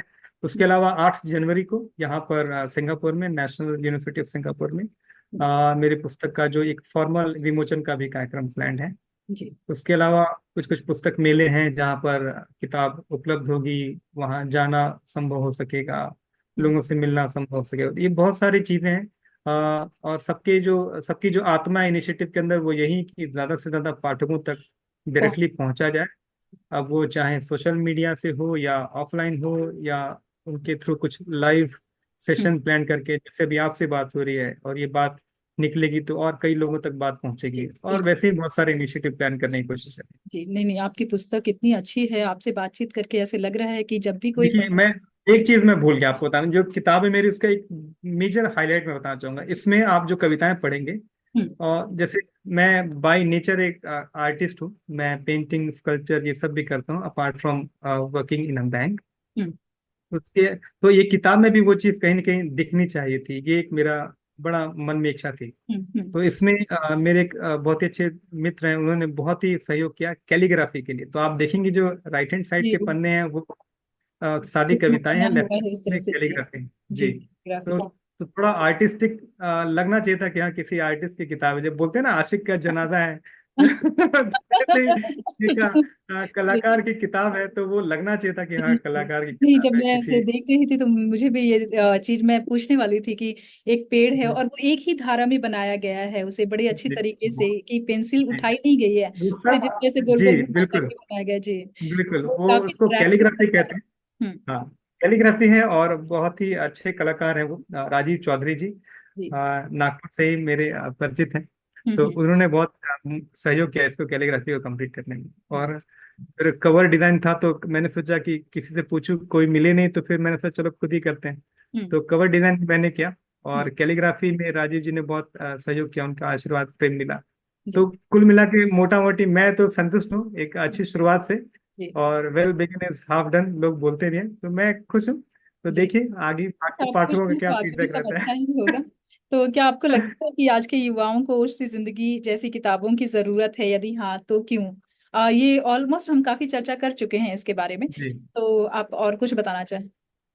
देखिए, जो आज के समय ना बहुत सारे ऐसे पहलू हैं इस किताब में जो मेरे हिसाब से युवाओं को छू सकते हैं, कहीं ना कहीं उनके मन को छू सकते हैं। जैसे अगर आप बात करें, एक जो बहुत ही भागा भागी वाली लाइफ है जिसको हम लोग जी रहे हैं, हम्म। खास करके जो फास्ट पेस्ड जो सिटीज या कंट्रीज उसमें, जी। जी। तो जो एक आपने पहले ही बोला, जो एक भावनात्मक पक्ष है, या जो जैसे रिश्तों को नजरअंदाज कर देना है, जैसे आपस में परिवार के बीच में जो हमारे अंदर जो अफेक्शन या बातचीत कम होती जा रही है, हम्म। तो ओस सी जिंदगी। और सिर्फ ये ओस सी जिंदगी ही नहीं, इसकी जैसी और भी हजारों लाखों किताबें हैं जो डेफिनेटली कहीं ना कहीं जो पढ़ने वाले होंगे उनको याद दिलाएगी कि ये जितना भी, जो कुछ भी हमारे आसपास है, ये जो जीवन है, इसकी जो खूबसूरती है, इसको समझने और इसको संभाल के रखना कितना जरूरी है।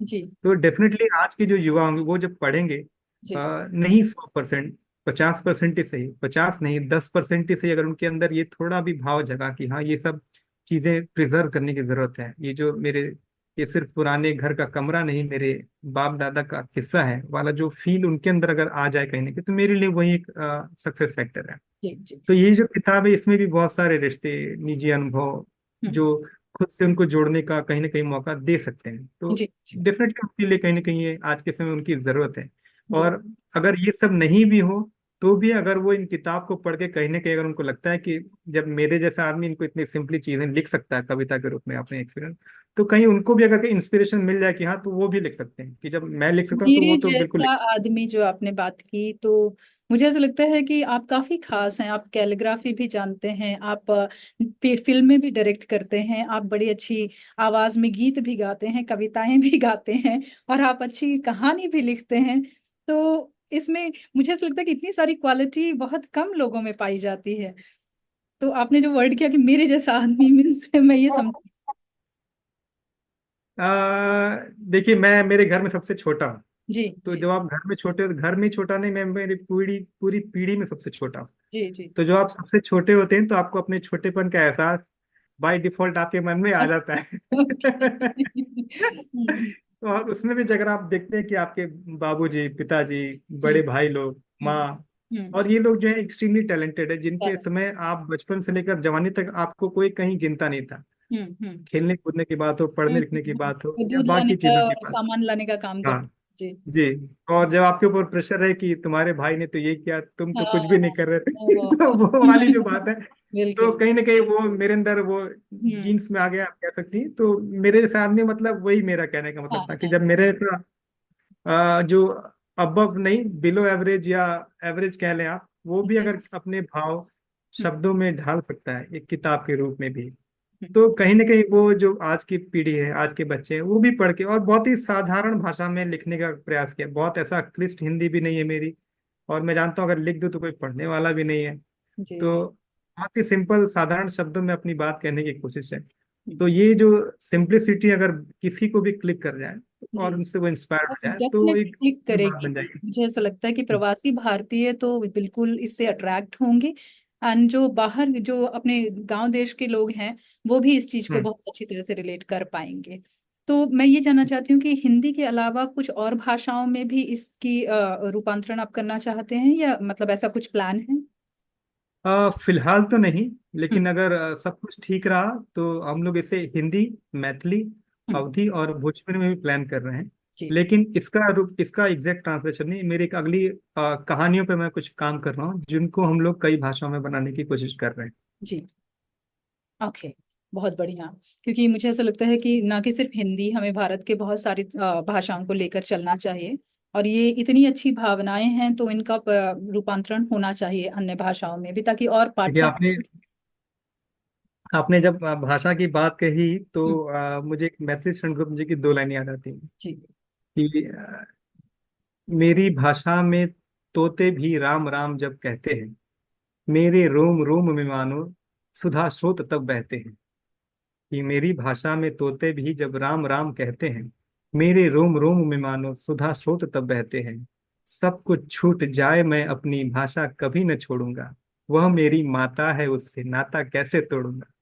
तो अभी ये लाइनें मुझे, इन लाइनों ने मुझे बड़ा इंस्पायर किया कि मैं, मेरी जो मातृभाषा है हिंदी तो है, उसके अलावा जो मेरी माई भाषा है वो जी भोजपुरी है।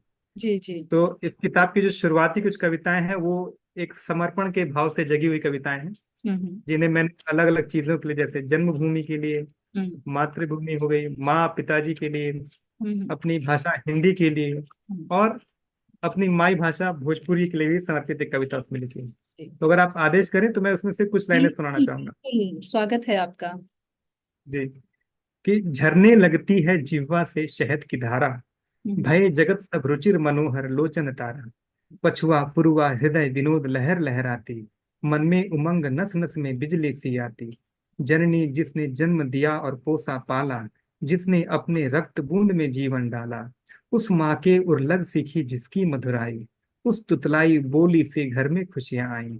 सुनते ही मीठे शब्द भोजपुरी मुख खिल जाए, कोटि कोटि जन पूजित माई भाषा कहाए। तो ये मेरी जो माई भाषा है बहुत। भोजपुरी, उसके लिए समर्पित एक कविता थी छोटी सी, वो जी भी इस किताब में है। जी। आपके इस इन बातों से मुझे याद आया कि जब हम लोग मुंबई शिफ्ट हो गए थे, तो जब जी। वापस जाते थे वहां पर, तो लोग कहते थे अरे आप अभी भी गांव की भाषा बोल लेते हैं। तो बोले हाँ कि ये क्या बात हुई कि मतलब आप अगर शहर चले गए हैं तो मतलब आपको खड़ी बोली बोलनी है, आपको ये वाली बोली भूल जानी है? ऐसा तो कुछ नहीं होता। जो लोग जानते हैं जिन भाषाओं को, तो वहां पे जो ये बात थी वो मुझे बड़ी अजीब सी लगी। और फिर मुझे ऐसा लगा कि हमें तो और गर्व होना चाहिए कि हमें खड़ी भी आती है, हमें कच्ची भी आती है, हमें मराठी भी आती है, हमें इंग्लिश भी आती है। जी तो this is the G. Talent कि हम इतनी सारी भाषाएं सीख सकते हैं। लेकिन वहां पे था ऐसा कि कुछ लोग जब बाहर चले जाया करते थे, वापस आते थे तो वो बिल्कुल खड़ी भाषा, क्योंकि वो गांव की भाषा नहीं बोलते थे। तो तब जी उनसे मतलब उनको देखकर पता चलता था कि भाई ये बाहर जाकर आए हैं। तो जी। ऐसा कुछ था। तो क्या आपके साथ भी ऐसा कुछ अनुभव हुआ है कभी? मैं रिसीविंग एंड पे बहुत बार रहा हूँ। जी मैं कभी वैसा नहीं रहा कि जैसे बाहर रहा तो अपनी भाषा भूल गया। मैं एक इंसिडेंस आपको सुनाता हूँ थोड़ा सा। इस किताब से हट के एक कहानी है। जी जी। मैं कॉलेज में था, मैं उस समय एज ए कार्टूनिस्ट काम करता था, दो हिंदी न्यूज़पेपर थे उनके लिए। हम्म। तो कार्टून बनाता था ऐसा। क्या बात है। मैं पुणे से गोरखपुर के लिए ट्रेन में बैठा। हम्म। स्लीपर में उस समय पैसे रहते नहीं थे अपने पास। हम्म। और मैं बड़ा ही खुददार किस्म का था, क्योंकि मिथुन मिथुन चक्रवर्ती से इंस्पायर्ड था। हम्म। तो खुददार था, पिताजी से पैसे लेने की इच्छा नहीं होती थी, अपनी कमाई से ट्रैवल कर पाए तो वो था। हम्म। तो स्लीपर में हम लोग बैठ के आते थे, पुणे से गोरखपुर की यात्रा करते थे। तो जब आप स्लीपर में बैठते हैं उतनी लंबी यात्रा, वो भी उस रूट की जो पूर्वांचल की तरफ आ रही ट्रेन है, हम्म। तो आपको उसमें लोग जो मिलेंगे वो यही मिलेंगे जो लिफ्टमैन, वॉचमैन, सिक्योरिटी और बाकी सिविल से रिलेटेड जो लोग थे। हम्म। तो मेरे साथ में करीब हम लोग 20, 15, 20 लोग तो थे उस कंपार्टमेंट में, हम्म। जो जो दो सीटें रहती ना आजू बाजू। हम्म। तो सब लोग अपने बात कर रहे थे। तो उसमें एक जो था उसने कहा कि अखा बॉम्बे में मेरा सबसे बेस्ट काम है लिफ्ट का और शंटिंग का, बहुत सारी उनकी टेक्निकल टर्म में बातें हो रही थी। तो कोई किसी ने कहा कि रंगाई पुताई का जहाँ पे भी काम होता है वो उसको ही बुलाते हैं, तो काफी बड़ा काम है। हम्म। और मेरे से पूछा, मैं बिल्कुल गाल वाल अंदर, हड्डियां बिल्कुल अंदर थी। कॉलेज में आप जानते हम्म। हैं लोग कैसे रहते हैं। हम्म। तो उन्होंने मेरे से पूछा कि क्या करते हो तुम उधर, पूना में क्या करता हो उधर जाके। हम्म। तो मैं बोला क्या करूँ, उस समय मेरे पास वही काम था। तो मैंने बोला कार्टून बनाता हूँ। हम्म। तो कार्टून से उनको लगा कि वो कार्टन्स की बात कर रहा हूँ, मैं जो हम्म। कार्टन बनाते हैं उसको भी हम हम्म। लोग आप देखेंगे तो हम लोग कार्टून ही बोलते हैं उसको। पर्दे पर्दे की बात करें, कर्टन हाँ मत। हम्म। हाँ। हम्म। नहीं, कर्टन नहीं, वो जो कार्टन्स होते हैं ना, जो गत्ते वाले अच्छा, बॉक्स। कर्टन, ओके ओके, तो उनको कर्टन, लगा कि पुट्ठे वाले हाँ, तो उनको लगा कि पैकिंग पैकिंग हाँ, वाले। उनको लगा कि हम कार्टन्स की बात हो रही है। हम्म। तो मुझे पहले समझाने, फिर उसने कहा कि कार्टन्स में कितना मिलता रहेगा, 1 रुपया 2 रुपया ऐसा मिलता रहेगा। इधर आने जाने का बॉम्बे में मेरे साथ, इधर लिफ्ट का काम, उसमें बहुत पैसा मिलता है। हम्म। तो उन्होंने मुझे करियर काउंसलिंग की काफी देर तक। हम्म। और मेरे करियर काउंसलिंग में 2, 3 स्टेशन निकले, तब मुझे रियलाइज हुआ कि ये लोग कार्टून को हम्म। कार्टून नहीं समझ रहे बल्कि कार्टन समझ रहे हैं। पैटर्न समझ तो रहे। फिर मैंने कहा अब इनको कितना एक्सप्लेन करूंगा मैं। तो हम्म। मैंने भी उसमें मजे लेना शुरू कर दिया। हाँ, मैंने भी उनसे सलाह ली, काफी कुछ हाँ। जानकारी ली कि हम्म। फिटर का काम क्या होता है, वेल्डर का काम क्या हम्म। होता है। तो जैसे मैं बता रहा हूँ ना, एक एक जो लर्निंग है, ये एक एक जी जर्नी जी थी जी जिसका हम लोगों ने आनंद लिया, जी। जिसके मजे लिए। और हम्म। उसमें से एक अनुभव निकल के आया। बिल्कुल कहीं ना कहीं ये आज नहीं तो कल जाके इससे छोटी सी कहानी निकलेगी, या बिल्कुल। तो छोटी सी कविता निकलेगी, कुछ ना कुछ इससे निकलेगा। ये तो ये वही अनुभव वाली बात आपने ये जब कही तो मुझे याद आप है। नौजवान को जब जिस फील्ड में जो होता है उसे लगता है कि यही पूरी मेरे दुनिया गांव में ऐसे बहुत सारे बच्चे थे, बहुत सारे लोग थे हमारे समय जो 6 महीने के लिए मुंबई गए। तो है। वहां से आने के बाद तेरे को मेरे को करते थे। हम लोग हम्म। जब गर्मी की छुट्टी में गांव जाते थे 1 साल में, तो हम लोग भोजपुरी बोलते थे। तो लोग बोलते थे कि कैसा बाहर रहता है ये, इधर हाँ को हाँ देखो हाँ 6 महीने हाँ में इधर। हाँ। तो ये हर अभी भी ऐसी चीज है जी। तो ये तो हर जगह की बात है, तो जी उसमें ऐसा। लेकिन अभी मुझे सिंगापुर आने के बाद लगता है कि इसमें कुछ ऐसे शर्म जैसी बात नहीं, it's just a G. Mode of communication. अगर आप किसी भाषा में, किसी बिल्कुल बोली में कंफर्टेबल अपनी बात एक्सप्रेस करने में, तो इट शुड बी ओके। और इसमें मुझे कुछ लगता है ऐसा उस डिजिटल होने की भाषा अब में ही बात ही नहीं आत्मा आत्मा बसती है उसमें। जब आप उस चीज को है। फ्लुएंटली बोल पाते हैं, हर एक चीज एक्सप्रेस कर पाते हैं, उस टोन में भी आपका एक कहने का तरीका होता है। जी तो वो जब जी। मैं मेरी सिस्टर्स बातें करते हैं, हम बिल्कुल बुंदेलखंडी में बातें करते हैं और इतनी हाँ स्पीड में बोल हाँ जाते हैं कि सामने वाला समझ ही नहीं हाँ। पाता कि क्या बोल दिया है। तो वो एक मजा ही एक अलग होता है और उसी में आनंद आता है। हम अब वहां पे खड़ी भाषा बोलने लगे तो ऐसा लगता है कि जैसे कोई पराया है जो बात कर रहा है। तो करेक्ट करेक्ट ये करेक्ट। चीज होता है, होती है। तो बड़ा अच्छा लगा आपसे बात करके। और काफी कुछ चीजें ऐसी हैं जो मतलब हम जिस क्षेत्र से बिलोंग करते हैं, काफी चीजें मिलती जुलती हैं और हम जैसे लोग आपकी पुस्तक को बहुत पसंद करने वाले हैं, ये मुझे आसार दिखाई दे रहे हैं। तो बिल्कुल। अब हम बिल्कुल अपने अंतिम पड़ाव में पहुंच चुके हैं अपने इंटरव्यू में, साक्षात्कार में। और मुझे ऐसा लगा ही नहीं कि मैं आपका साक्षात्कार ले रही हूँ, ऐसे लग रहा है कि मैं किसी भाई बंधु से बात कर रही हूँ जिसकी बातें हुई हैं। तो अम, भविष्य में आपकी लेखनी किन विषयों पर केंद्रित रहेगी? तो जैसे आपने एक पुस्तक तो लिखी इसमें, जो कि आपके जी बचपन से लेकर यहाँ तक की जो भी यात्रा रही है और बीच में आपने जो भी महसूस किया है उसके बारे में लिखा। तो अब आगे आने वाले भविष्य में आप किस चीज पर ज्यादा फोकस करेंगे, और क्या आप अपनी आगामी पुस्तकों के बारे में कुछ साझा करना चाहेंगे? बिल्कुल। अभी फिलहाल जैसे मैंने पहले बताया कि कुछ कहानियों पे काम कर रहा हूँ, छोटी छोटी संदेशात्मक कहानियां हैं। हम्म। और उसके अलावा एक और कहानी की ही किताब है। पैरेलली कई बार होता है ना कि आप किसी एक थॉट में घुसते हैं तो फिर घुसते चले जाते हैं, और एक एक एक समय आता है जब आप उसको लगता है कि अब एक एक ब्लॉक जैसा आ गया दिमाग में, थॉट प्रोसेस ब्लॉक हो चुका है। तो हम्म। उससे ब्रेक लेने की कोशिश करते हैं। तो वो ब्रेक के दौरान कुछ और कहानियां निकली हैं जो समझ लीजिए आपकी कुछ, आप उन्हें किस कैटेगरी में डालें मैं वही सोच रहा हूँ। कुछ आर्थिक सामाजिक हम्म। अ, विषयों पर कुछ कुछ कहानियां हैं। हम्म। तो छोटी छोटी कहानियां बिल्कुल। तो हम्म। उन पर काम कर रहा हूँ। हम्म। ऑलरेडी उसमें हम लोग काफी आगे तक बढ़ गए हैं, रिव्यू चल रहा है उनका पब्लिशर के साथ। हम्म। उसके अलावा अगर आप मेरे से पूछेंगे क्या इच्छा है मेरे लिखने की, तो मैं डेफिनेटली बताना चाहूँगा कि भविष्य में कुछ ऐसे जो अपने वैदिक ग्रंथों पर आधारित कुछ अगर मैं लिख पाऊँ, हम्म। हम्म। उनसे इंस्पायर्ड, डेफिनेटली अपनी उतनी बौद्धिक क्षमता नहीं है कि मैं उनकी मीमांसा लिख सकता हूँ, लेकिन हाँ उनसे इंस्पायर्ड जो उसमें कैरेक्टर हैं, हम्म। उसमें जो कहानियां हैं, उनसे इंस्पायर्ड उसकी जो की मैसेजिंग है, हम्म। उसका जो एसेंस है, उसको मैं अपनी राइटिंग के थ्रू अगर बाकी लोगों तक, जो स्पेशली जो यंग जनरेशन तक पहुंचा पाऊँ, तो मैं वो डेफिनेटली लिखना चाहूंगा। जी। और मैंने पहले बताया कि ये जर्नी है, मेरे हम्म। लिए भी लर्निंग प्रोसेस है। तो जी। जब आप लिखना शुरू करते हैं, उसको समझना शुरू करते हैं, उसको जीना शुरू करते हैं, तो अगर मैं ऐसा कुछ लिख पाऊंगा तो मेरे लिए भी एक वो जो जीवन के जो आध्यात्मिक पहलू है उन पर, उनको देखने सुनने समझने सीखने का अवसर मेरे लिए भी रहेगा। जी। तो वो जी। एक मेरी इच्छा रहेगी देखने सुनने की। जी। बहुत सुंदर, बहुत सुंदर। और जो हमारे पाठक हैं, जो हमारे दर्शक हैं, उनके लिए आप कोई विशेष संदेश देना चाहेंगे? विशेष संदेश अगर आप मेरे से पूछे तो ऐसा कुछ कॉम्प्लेक्स मैसेज तो नहीं है मेरे पास, लेकिन जितने लोग भी आपके थ्रू जुड़े हैं या जहां तक मेरी बात जाएगी, उनसे सिर्फ यही बोलूंगा कि आप अपने जीवन को भी ना एक किताब की तरह ही देखें। हर एक पन्ना एक नई सीख है, एक एक जो चैप्टर, एक एक अध्याय जो एक नई शुरुआत की तरह अगर आप देखना शुरू करेंगे, तो आपको इस जीवन की जो यात्रा है ना हमारी पूरी, उसको समझना आसान हो जाएगा। One chapter at a time और one page at a time जैसा। और कभी कभी एक जो पॉज है वो बहुत जरूरी है। तो कहीं ठहरना, हमेशा दौड़ते रहना भी अच्छा नहीं है। आप किस दिशा में जा रहे हैं वो सोचना समझना वो भी बहुत जरूरी है। तो एक जो ठहराव है, ताकि आप खुद को समझ सकें और अपने भीतर की आवाज को सुन सके, ये बहुत जरूरी है। तो ये मैं बिल्कुल कहूंगा कि, और जब आप अपनी आवाज को सुनना शुरू करेंगे तो अपनी भावनाओं को समझना शुरू करेंगे। जब आप उनको समझेंगे तो उनको एक्सप्रेस करना शुरू करेंगे। और एक्सप्रेस कर लेंगे तो आप उसको थ्रू एनी मीडियम, चाहे वो लिखना हो, गाना हो, विजुअल्स हो, पेंटिंग्स हो, डांस हो, किसी भी फॉर्म के थ्रू आप उनको एक्सप्रेस कर पाएंगे। तो आपके अंदर से बहुत सारे नेगेटिविटी बाहर निकल जाएगी और आप अपने आप को बहुत ही चार्ज अप महसूस करेंगे। तो अच्छा लिखिए, अच्छा पढ़िए, अच्छा देखिए, अच्छा सुनिए। ये डेफिनेटली मेरे एक निवेदन रहेगा सारे श्रोताओं से। और आप जो भी महसूस करें उसको कहीं ना कहीं लिखते जाएं, लोगों से शेयर करें, जी। और ताकि जो आपकी कहानी है वो दूसरों तक पहुंचे। जी। और ये सबसे जो ब्यूटीफुल एस्पेक्ट है ना, ये चीजों को, अपनी एक्सपीरियंस को शेयर करना, ये जी। सबसे ब्यूटीफुल एस्पेक्ट मुझे लगता है। जब तक मैं सिर्फ लिखता था, मैं ये किताब के पहले मैं, आप मुझे छोटा मोटा फेसबुक या राइटर कह सकती थी। जी। जी।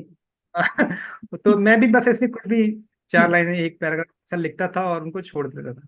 हम्म। लेकिन जब आप उसको शेयर करना शुरू करते हैं ना, लोगों से बात करना शुरू करते हैं उसके ऊपर, लोगों से डिस्कशन करते हैं या कहीं उसको पब्लिश करते हैं, तो जो उस पर जो फीडबैक आते हैं वो आपको कहीं ना कहीं इंकरेज करेंगे लिखने के लिए, सोचने के लिए, समझने के लिए। और एक कहीं ना कहीं वो एक आपके लिए स्टार्टिंग पॉइंट बन सकता है। तो ज्यादा से ज्यादा चीजें देखिए, समझिए, सुनिए, ऑब्जर्व कीजिए और उनको कन्वर्ट कीजिए किसी भी मीडियम में, जी। डांस, पिक्चर, जी। ड्रामा, म्यूजिक, किसी भी चीज में। तो यही एक बोलूंगा कि आप बस अपने जीवन को भी किताबों की तरह ही देखें। जी। जी। बहुत खूबसूरत, बहुत सुंदर संदेश। आप जब ये बात कह रहे थे तब मेरे दिमाग में एक बात आ रही थी कि वो लोग, मतलब हम जैसे भी हैं, जितना भी जिएंगे, चाहे गरीबी हो, चाहे अमीरी हो, चाहे जैसा भी हो, हम्म। हम कभी ऐसा कदम नहीं उठाएंगे कि नहीं, हमें बस अब खत्म करना है अपनी जिंदगी को। राइट। जी। चाहे हमें कोई छोड़कर चला जाए, चाहे हम किसी के साथ रहें, चाहे हम कितने भी फेल हो जाएं, चाहे हमारा कोई कितना भी तिरस्कार भी कर ले, ऐसे मौके भी आ जाते हैं कभी कभी, तब भी हम इस तरह का वो नहीं उठाए, कदम नहीं उठाएंगे, जहां तक मुझे ऐसा लगता है। तो आने जो आजकल हम ये खबरें सुन रहे हैं कि लोग अपने जीवन को खत्म कर रहे हैं, तो ये ब्लॉकेज, आपको ऐसा लगता है कि इस पर भी कुछ लिखना चाहिए आपको? बिल्कुल, ऐसी चीजों पर तो मैं वही बोल रहा हूँ ना, आप जब जो भी साहित्य है उसका एक उद्देश्य होना चाहिए। जी तो अगर आपको लगता है कि आपके साहित्य का उद्देश्य है जिससे आप किसी के भी जीवन में पॉजिटिविटी ला सकें, जी जी। जैसे बहुत सारे लोग मैंने बताया लिखते हैं। हम्म, जिंदगी अनलिमिटेड किताब है गौरव जी की। जी जी। तो ऐसी किताबें गौरव जी की जो पोस्ट है वो हम्म, कहीं ना कहीं लोग को मोटिवेट करते हैं, इंस्पायर करते हैं। तो उनकी जो लिटरेचर उसका एक ऑब्जेक्टिव है, उसका एक सोशल इम्पैक्ट है सोसाइटी में।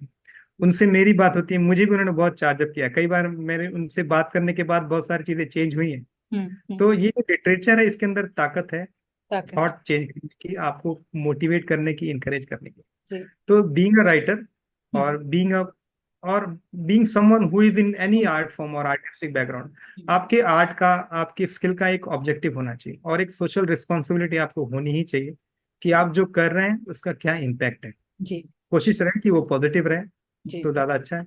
जी। बहुत बहुत खूबसूरत आपने अपनी बातों को बताया और आपके मन की जो भावनाएं हैं उन्हें आपने व्यक्त किया हमारे मंच पर। और ऐसा लगा कि मतलब आप आगे, ये तो आपकी शुरुआत है जर्नी की, अभी आगे आपको बहुत ऊंचे कार्य करने हैं जो शायद भगवान आपसे करवाएगा आपके थ्रू। क्योंकि मुझे ऐसा लगता है कि जो खुद को अच्छी तरह से होल्ड कर सकता है, अपनी भावनाओं को बहुत अच्छे से व्यक्त कर सकता है, वो दूसरों की भावनाओं को समझ भी सकता है। जी। तो बड़ा अच्छा लगा आपसे बातचीत करके रितेश जी, और हमारी शुभकामनाएं आपके साथ हैं। आपकी पुस्तक को बहुत सारे पाठक मिले पूरे विश्व में। और बस हमारे मंच में आने के लिए आपका बहुत बहुत धन्यवाद। बहुत बहुत धन्यवाद मुझे भी अवसर देने के लिए अंशुल जी। और अगली जी। बार जब भी कुछ ऐसा होता है कि आपकी कोई और नई किसी पुस्तक आती है, या जनरली हम किसी बात चीज पर बात करना चाहें जो कि हमारे हम्म, समाज को या हमारे जनरेशन को कुछ ऐसी चीज बता सकें हम, कि जिससे सुनकर वो और ज्यादा मतलब स्ट्रांग बन सके या उनके लिए फायदेमंद हो, तो हम इस पर भी चर्चा कर सकते हैं नेक्स्ट टाइम कभी। बिल्कुल बिल्कुल बिल्कुल। जी। सो धन्यवाद। शुभ रात्रि। शुभ रात्रि।